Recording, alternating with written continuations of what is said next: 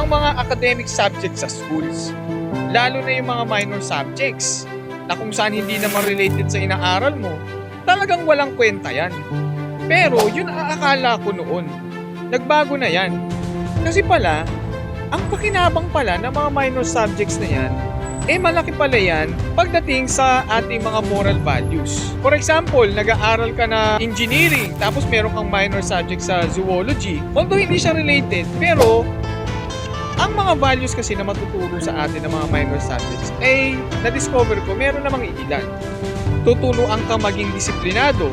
Biruin mo, kailangan mong tapusin yung subject para ikaw ay makapasa sa inaaral mo sa zoology. Kasi prerequisite yun sa iyong inaaral.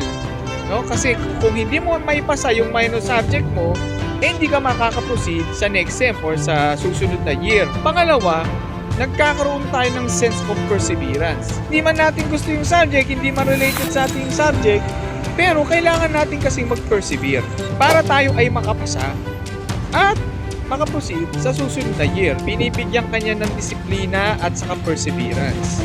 Kayo ba mga kayamies, na-realize nyo rin ba ang kahalagaan ng mga minor subjects sa schools na akala natin walang kwenta pero later on may kwenta pala?